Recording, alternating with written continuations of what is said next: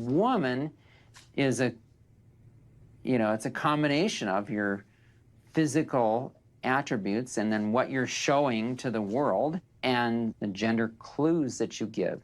And hopefully those match your gender identity. The critics on the other side of this, of this issue. There aren't many, but go ahead. Oh, touchy subject today. Welcome back to the Modern Church, guys. In this video, we go over some of Matt Walsh's interactions with people in the trans community that are either doctors or pediatricians who are very pro this whole movement, and it's quite interesting when you ask them relatively simple questions that they can't seem to answer. And the reason for me making this video is not so that I can slam dunk anyone, but it's just to kind of peel the curtain back and show who is on the other side of these arguments. A lot of the time, the experts that we are always told to refer to, sometimes they just don't make any sense and they can't follow a logical chain of thought, and it's very, very worrying when you present an argument so strongly but it crumbles apart at the simplest question. So this is more just a video to peel back the curtain and see what's on the other side there. First of all, thanks for talking to us. My pleasure. So you're a world-renowned gynecologist and surgeon. You're also a transgender woman. Can you tell me a little bit about... Well, I mean, I identify as a woman, but... You're a woman, right? I'm a woman that's my life, day to day, but I have a transgender history. But what is a woman? A woman is it's a combination of your physical attributes and then what you're showing to the world and the gender clues that you give. And hopefully those match your gender identity. The critics on the other side of this, of this issue. There aren't many, but go ahead. There aren't many who would disagree with what you're saying about... Well, the dinosaurs of the world are certainly out there. It's interesting to see how when met with confrontation or criticism, it's almost like they engage it in the sense that it's not real, it's fabricated, that how could anyone disagree with this point of view, which is always dangerous because it forces you into echo chambers where you just rehear what you already believe to be true, and any new information that comes in is dismissed almost instantly.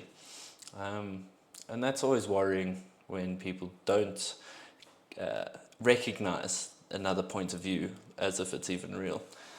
So it's we're off to a good start here. These are people who are physically able-bodied but feel like they should be disabled or identify as such.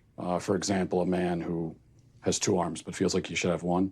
If a man in this kind of marginalized community went to the doctor and said, I want to have my arm cut off, do you think that... That doesn't have anything to do with gender identity. Well, it's someone's self-identity, how someone identifies. That's someone who has and I'll accept it as a mental diagnosis, a psychiatric condition. I don't even pretend. You can see he's really struggling to hold back his laughter or his immediate thoughts on that statement, because she cannot see, he cannot see, she cannot see that the equivalency there is a logic fail. Is that just because you believe something to be true as an individual, you go to a doctor and they automatically give into what you believe as true rather than the reality of it. And in this case, it's a man with 2 arms feels like he should have no arms. The doctor should allow his arm to be cut off, to which she says that's a mental disorder, but cannot see the link between the two. And it's always, these are the experts. These are the experts that a lot of people refer to and a lot of people defer to when engaging in these discussions. And these experts are placed on a pedestal in which they cannot defend, nor have they earned.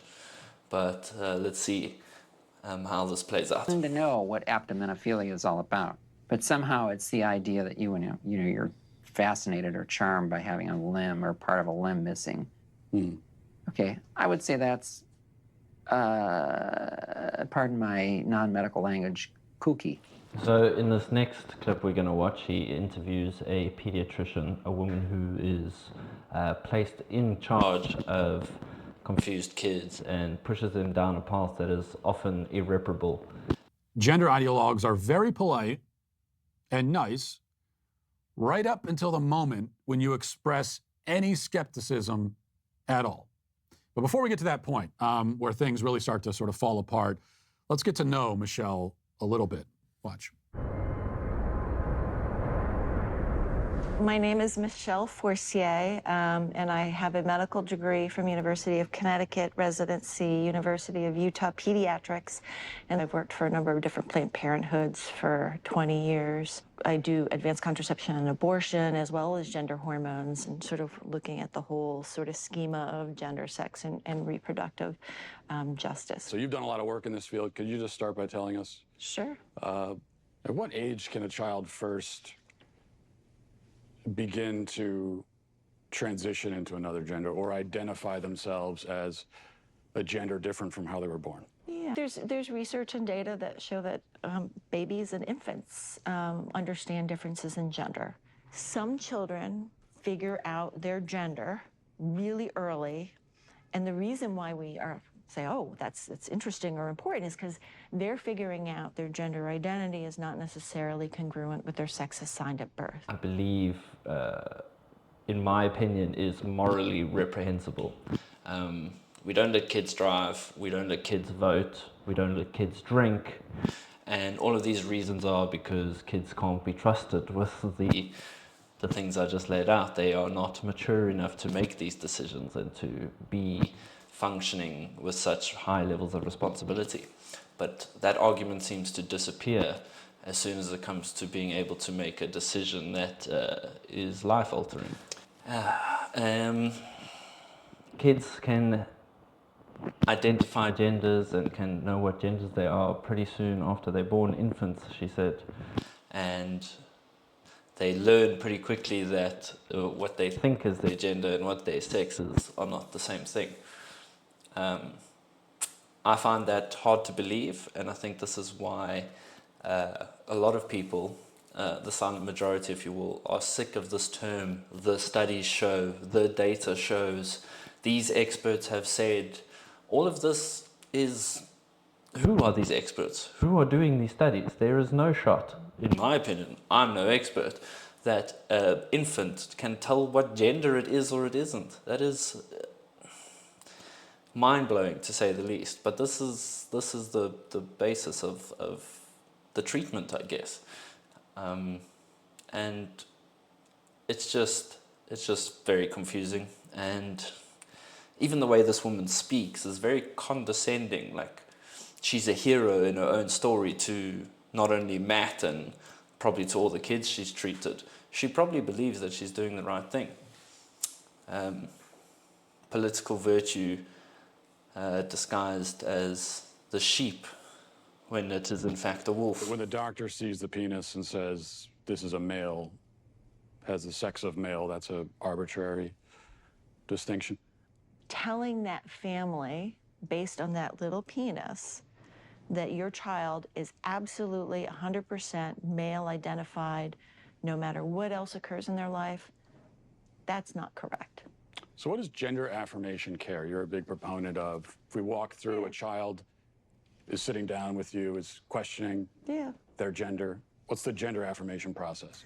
Affirmation means that as a pediatrician, as someone who says my job is to provide the best medical care for. Just quickly there, see how she refers to herself, my job as a pediatrician. Her body language perks up, her voice changes. She's telling Matt that I know better than you. As someone who is more well-versed in this topic, what I'm about to say carries way more weight than what your question alludes to. See the pomposity, that's a great word, of how she responds to questions. It's very telling. Pediatrician. It's it gets worse. For you is I need to listen really carefully. And how I put it in words for kids so that they can understand it is, tell me your story. Where have you been in terms of your gender and your gender identity? Where are you right now? And more excitingly, where would you like to be in the future? Have you ever met a 4-year-old who believes in Santa Claus? Mm-hmm. So this is someone who believes that a fat man is traveling through the sky on a flying reindeer at lightning speed, coming down his chimney with presents. Yeah. Would you say that this is someone who maybe has a tenuous grasp on reality? They have an appropriate 4-year-old handle on the Sure, reality agreed. that's very real for them. This, I think, is maybe one of my biggest criticisms with this whole field, amongst many, is the questions are very leading. You're leading a kid to tell you what his or her story is at 4. Let's use this age that they've put down. At 4 years old, you're asking a kid to tell you their story. Kids can't really formulate what their story is. They could tell you maybe what they did that day, but what is their story? They were out chasing dragons, saving the princess, or, you know, normal child imagination things. And then you lead the question with, well, how are you feeling about your gender? To a 4-year-old, you'd be like, I haven't really thought about that. And then you lead with the question, where would you like to be? That's rather dangerous and destructive, because you are now placing thoughts into a child's head that otherwise may not have been there. Let's say, for this example, this 4-year-old boy gets told, where would you like to be in your gender? That now changes the realm of reality in which he operates. That now, if he hasn't thought about it, could I be a girl? I wonder what it would be like to be a girl. Oh, maybe in 2 years' time I want to try be a girl. Because now you've bent the sense of reality around him, where he's now asking questions that were otherwise impossible to him. If that's not leading the witness, then I don't know what is. Agreed. But Santa Claus is real for them, but Yeah. Santa Claus is not actually real. Yeah, well, but Santa Claus does deliver their Christmas presents. Well, yeah, but he's not real, though. To that child, they are. When I see a child who, you know, believes in Santa Claus, and then let's say this is a boy and he says, I'm a girl. Mm-hmm. This is someone who can't distinguish between fantasy and reality, so how could you take that as a reality? I would say that as a pediatrician and as a parent, I would say how wonderful my 4-year-old and their imagination is. You know, one of the hardest things as we did this film, especially in interviewing somebody like that, is not, like, my instinct just to yell at them to begin with. But that's not what it's kind of a short film if it's just me going around yelling at people. The objective here is to ask questions, and that's all we did through the whole film. Is ask questions. And let gender ideology essentially hang itself is the idea. And to show, is this something that can withstand scrutiny or not? Even just basic scrutiny. And what we discovered is that it can't.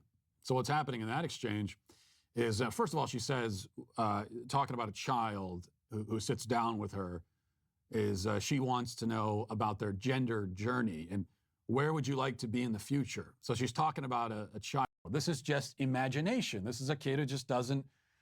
Do you actually think that Santa exists? What's happening? But it's as you're talking to these people, it's like your own. You feel yourself going.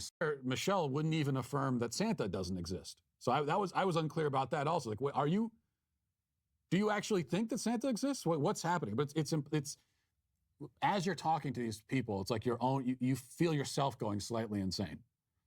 So it was a pretty bewildering exchange there, but it only gets weirder from here. Let's keep watching. Male gametes. That's what makes me male. No, your sperm don't make you male. Then what does? It's a constellation. In reality, in truth, okay? Whose truth are we talking about? The same truth that says we're sitting in this room right now, you and I. No, you're not listening. If I see a chicken laying eggs and I say that's a female chicken laying eggs, did I assign female, or am I just observing a physical reality that's happening in the world? Does a chicken have gender identity? Does a chicken cry? Well, Does a chicken commit suicide? Let's What does that have to do frame with- it, because you're The trying to. chicken has sex like any A chicken biological has organism. an assigned gender, but a chicken doesn't have a gender identity. So we assign female to chickens when they lay eggs? We assume they're female if they lay eggs. It seems like when you ask these questions, we have to go further and further into the realm of make-believe and unbelievable. The point that Matt was getting at is that sex is observable in nature, and it's down to what makes a chicken and a rooster. What makes men men and woman. There are biological differences that you cannot wish away, no matter how much you try and make it so. No matter how much you try control speech, no matter how much you try scream to the air that women can be men and men can be women, biologically they cannot be, which is the point he was trying to get her to acknowledge. As a pediatrician, she should know these differences. And the mental gymnastics that ensues is pretty embarrassing, actually. But alas, this is the world we're in. Medical transition began with medication. So medical affirmation begins when the patient says they're ready for it. So that could be a kiddo who is just starting puberty and panicking because they're getting breast buds or their penis is getting bigger and busier and they're worried about all kinds of masculine changes. And that way, puberty blockers, which are completely reversible and don't have permanent effects, are wonderful because we can put that pause on puberty. Just like if you were listening to music, you put the pause on and we stop the blockers and puberty would go right back to where it was. The next note in the song just delayed that period of time. Just not true. You can't just put a pause on puberty, no matter how you want to frame it. You are irreparably changing the individual. You're at minimum setting them behind their intended trajectory, and it's hard to not go down the realm of conspiracy, but you have to look at the incentives. Before this gender-affirming care, you would just talk to the kid. Puberty can be very confusing and it can be very challenging for the individuals going through it. As I know, as you know, we've gone through it. It can be strange, but how we got over it was we had classes. We got taught about the things that were going to happen to us. We asked the silly questions that sparked laughter within the class. Everyone did. That's how you get through those challenging times. You ask questions, you communicate with adults, and it's not that, no, let's pause it because it's scary. No, these are the things that are expected to happen. This is what you can expect, and it's nothing to worry about. It's perfectly normal. But to now, instead of have dialogue and community and education, we just go straight to medical treatment, like with everything. Oh, you're fat. Well, instead of eating less and gymming harder, let's put you on Ozempic. Money. You're depressed. Instead of getting to the root of your depression, let's just give you SSRIs. It's a pattern. Surely you could see, I can see, we know, I know, you all know that it's the pharmaceutical companies that are driving this because profits over people, always.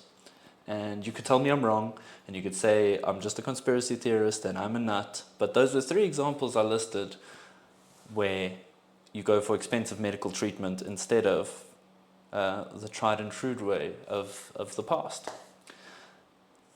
Conspiracy? Perhaps, let me know. If you disagree, let me know. I'm interested for open debate and open dialogue as always. But yeah, that's just my 2 cents on that. One of the drugs used is Lupron, right? Which has actually been used to chemically castrate sex offenders? You know what?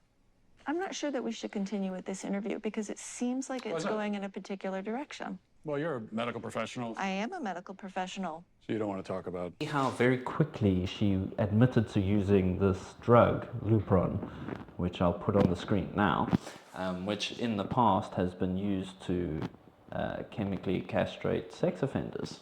But as soon as A gets linked to B, no, I don't want to talk about this anymore. Because the drug that I'm giving to children was originally made and prescribed to chemically castrate sex offenders. now we're giving it to children. She saw the red flags, the alarm bells started ringing. She's like, oh no. And instead of just going, yeah, but, or making some other excuse, it's like we just go straight to, I don't think we should continue this conversation, which in and of itself is quite telling. To kids or? Again, I'm a physician and I use medication. You're choosing exploitive words. Drugs I give to kids. I'm choosing a chemical word that was castration. in a dictionary. That's not a correct term for puberty blocking. I mean, I could like look it up on my phone, but I'm pretty sure if I looked it up, like, You can look it up on your phone. it says medical definition: the administration of a drug to bring about a marked reduction in the body's production of androgens and especially testosterone. And I'm saying, as a pediatrician who takes care of hundreds of these kids, when you use that terminology, you are being malignant and harmful.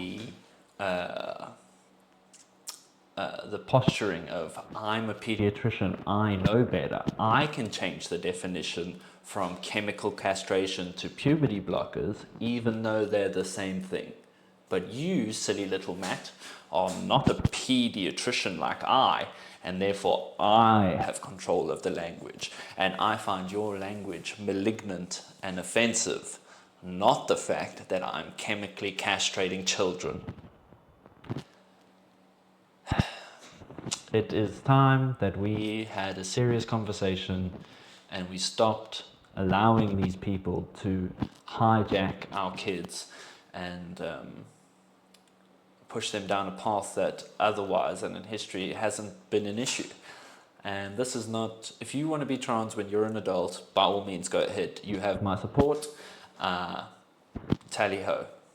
But to try and co-opt and coerce kids into following in your footsteps, because humans are tribal. At our very base, we are tribal. We seek out communities, we seek out like-minded communities, and if we don't have them, we try to create them. The transgender community is not one that is self-replicating. It is not one that can procreate and reproduce and make more of itself. So as a result, if I'm a transgender, if I've gone through my life like this and I seek out community, and that community is really small, I'm incentivized to create it. And I believe this is one of the reasons why children are being targeted in this way. It's to expand that community. And the people who are in it perhaps just want to be part of something and want to feel like they've got a community of their own.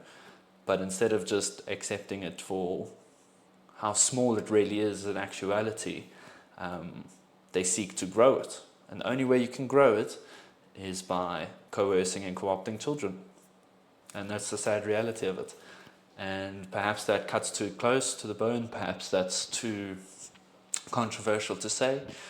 Again, that's my belief and my perspective. If you disagree, let's have an open dialogue about it. I'm not here to condemn anyone, but just here to point out some things some discrepancies that I see within things like this. Yeah, thanks for watching the video. If you liked it, like the video. If you disagreed with me, tell me in the comments. If you are furious with me and want to cancel me, please share it on X or something. That would be nice. And yeah, I'll catch you guys in the next one, which should be over here. I think I'm going to put this one was, does John Cena want kids or not? Which is also an interesting topic. But yeah, thanks for watching.